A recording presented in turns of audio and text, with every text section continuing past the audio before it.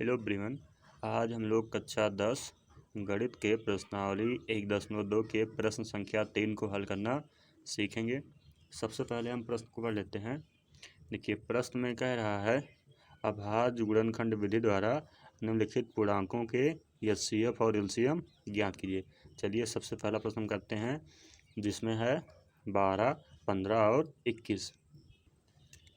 देखिए, जो पहला प्रश्न है, प्रश्न में दिया गया है हमारे पास है 12 है, 15 है और दिया गया है 21।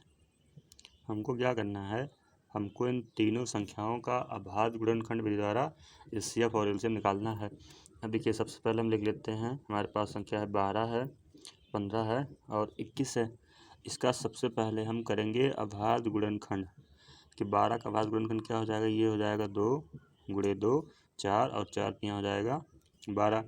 ऐसे 15 क्या हो जाएगा, ये हो जाएगा 3 गुणे 5 और 21 का हो जाएगा 3 गुणे 7।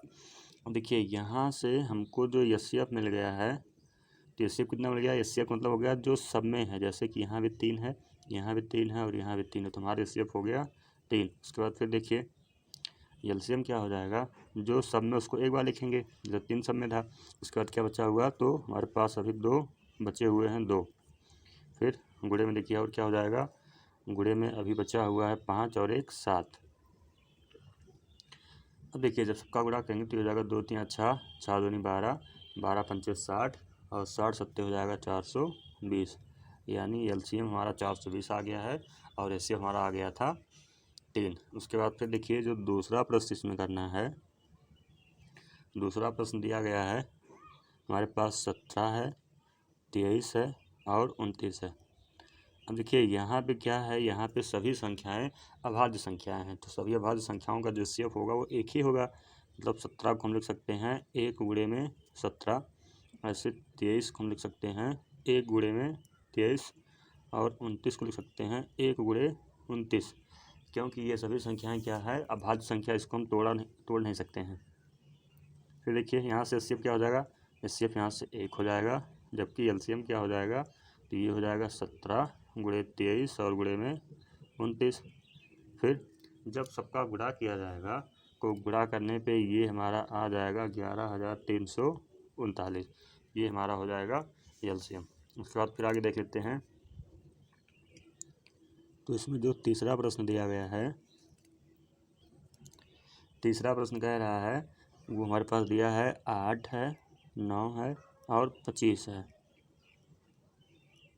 देखिए, 8 को ही हम लिख सकते हैं 2 गुणे 2 यानी 4, 4 दूना 8। 9 को लिखा जा सकता है 3 गुणे 3 और 25 को लिख सकते हैं 5 गुणे में 5। अब देखिए, यहाँ भी ऐसी कोई संख्या नहीं जो तीनों में है, यानी एचसीएफ हमारा एक ही है। लेकिन जब एलसीएम की बात करेंगे तो एलसीएम देखिए, जो मतलब यहाँ पे कुछ भी कॉमन नहीं था, तो ये हो गया 8, 8 बगल 25 करेंगे तो 200 हो जाएगा, 200 9 हो जाएगा 1800, यानी एलसीएम हमारा आ गया 1800। फिर उसके बाद देख लेते हैं ऐसे ही चौथा प्रश्न। देखिए, चौथे प्रश्न में कह रहा है कि एचसीएफ हमको दिया गया है और एलसीएम हमको निकालना है। जैसे हमको पता है कि दो संख्याओं का जो गुणनफल होता है वो उनके लासा गुणे मासा के बराबर होता है। ये चौथा प्रश्न मैं यहाँ पे लिख लेता हूँ। ये क्या होता है कि पहली संख्या और गुणे में दूसरी संख्या, ये बराबर होता है एलसीएम गुणे में एचसीएफ के। ठीक है। अब देखिए, यहाँ पे जो पहली संख्या दी गई है वो हमारे पास कितनी है, वो है 306 और जो दूसरी संख्या है वो है 657। एलसीएम हमको निकालना है और एचसीएफ दिया गया है 9। यहाँ से देखिए एलसीएम बराबर क्या हो जाएगा, 9 इधर गुणे में है, अगर इधर इसको पक्षांतर करेंगे तो ये भाग में हो जाएगा, यानी हो जाएगा 306 गुणे 657 और बटे में 9 और ये बराबर हो जाएगा एलसीएम के। देखिए, अगर 9 से इसको काटा जाएगा तो ये हो जाएगा 9 त्रिक 27 और उसके बाद यहाँ 3 बचेगा, 9 चौक 36, यानी हमारे पास आ जाएगा ये एलसीएम बराबर 657 और गुणे में 34। इसका गुणा करने पे हमको जो फाइनल आंसर हमारा आएगा वो हो जाएगा 22,338। ये हमारा हो जाएगा इसका आंसर। आई होप कि आप सबको समझ में आ गया होगा। फिर देखिए, पांचवें प्रश्न में कह रहा है, जांच कीजिए कि क्या किसी प्राकृत संख्या n के लिए संख्या 6 की पावर n अंक 0 पर समाप्त होगी या नहीं होगी, ये हमको जांच करके बताना है। चलिए इसको देखते हैं। अब देखिए यहाँ से हम पाँचवा प्रश्न कर लेते हैं। तो पाँचवें प्रश्न में दिया गया है कि क्या 6 की पावर जो n है, तो n का ऐसा कोई भी प्राकृतिक संख्या है जो कि क्या हो जाए, जो कि 0 पर समाप्त हो। मतलब 6 की पावर n का मान क्या आ जाए, 0 आ जाए। और यहाँ n जो है वो क्या है, वो कोई भी प्राकृतिक संख्या हो सकती है। ठीक है। अब देखिए जैसे कि अगर हम देखेंगे यहाँ पे, तो हमको पता है कि अगर ऐसी कोई प्राकृतिक संख्या जो 0 पे समाप्त होती है, तो उसका अभाज्य गुणनखंड क्या होना चाहिए, वो 2 गुणे 5 का होना चाहिए। तो जो 2 पंचे 10 हो जाएगा। ठीक है, 0 तभी आएगा। तो इसके लिए देखिए हम यहाँ लिखेंगे कि ये जो 6 की पावर n है, इसका अभाज्य गुणनखंड,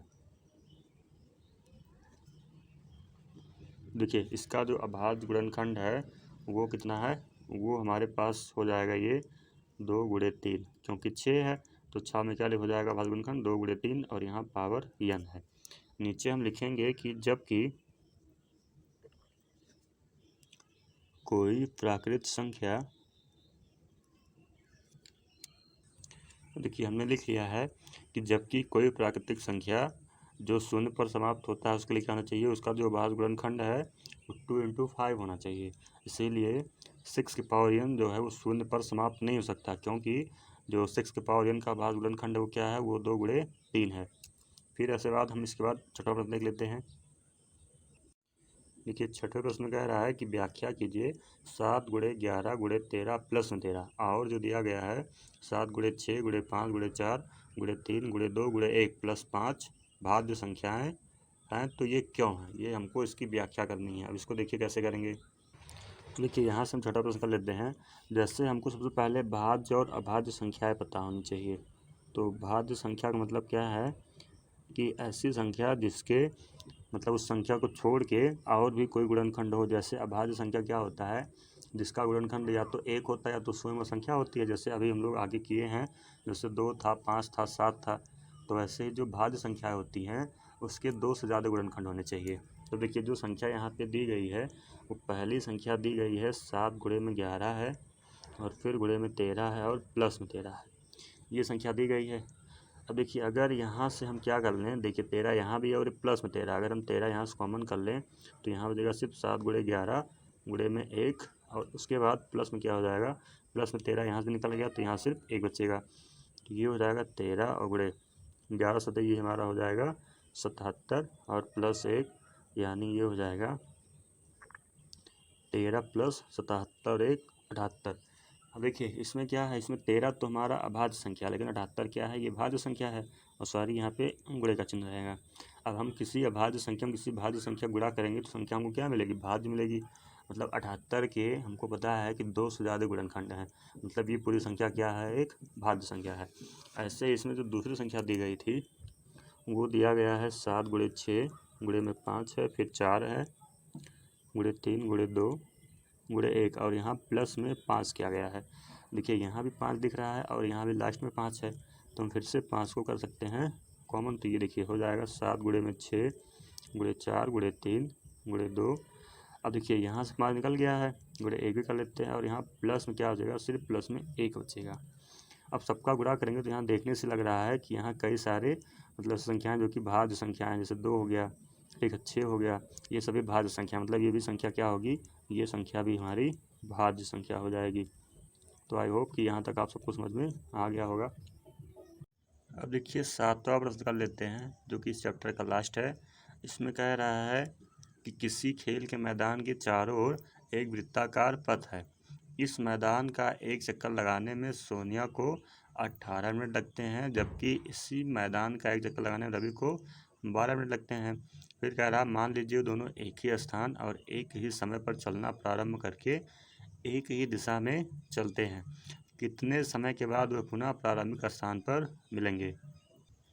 देखिए इसमें क्या कह रहा है, इसमें जैसे मान लीजिए हमारे पास कोई खेल का मैदान है जिसके चारों ओर क्या है, एक वृत्त के आकार का पथ, मतलब कोई एक वृत्ताकार पथ है। ठीक है, समझ लेते हैं कि ये इसका स्टार्टिंग पॉइंट है, और यहाँ से हमारे पास 2 नाम दिया गया है। एक तो हमारे पास सोनिया दिया गया है, और दूसरा जो दिया गया है, दूसरा दिया गया है रवि, मतलब सोनिया और रवि 2 लोग हैं। जो कि इसका चक्कर लगाते हैं। इसमें देखिए दिया क्या है, सोनिया को लगा समय, मतलब सोनिया एक चक्कर कितने समय लगाती है, तो इसके लिए दिया है सोनिया को लगा समय कितना है, वो है 18 मिनट। फिर देखिए इसी में फिर आगे ऐसे ही रवि को लगा समय, तो रवि को लगा समय जो है वो 12 मिनट है। ये हो गया। तो कह रहा है कि अगर वो दोनों एक ही स्थान और एक ही समय चलना प्रारंभ करने कितनी देर बाद वो फिर मिलेंगे, तो इसके लिए क्या करेंगे, इसके लिए हम दोनों का एलसीएम निकालेंगे, मतलब हम 18 और 12 का क्या निकाल लेंगे, एलसीएम।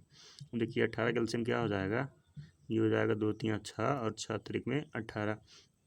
ऐसे 12 का क्या हो जाएगा भाजगुणनखंड, तो 2 दूनी 4 और 4 तियाँ 12, यानी जो एलसीएम आएगा, एलसीएम देखिए यहाँ 2 है, यहाँ भी 3 है, यानी इसको सिर्फ एक बार लिखेंगे और उसके बाद फिर से यहाँ 3 है और यहाँ 2 है। अब देखिए गुणा करेंगे तो 2 3 6, 6 त्रिक 18, 18 दूनी 36, यानी वह दोनों 36 मिनट के बाद फिर से क्या होंगे, वह दोनों ही 36 मिनट के बाद फिर से दोबारा एक ही स्थान पर मिलेंगे। आई होप कि आप सबको समझ में आ गया होगा।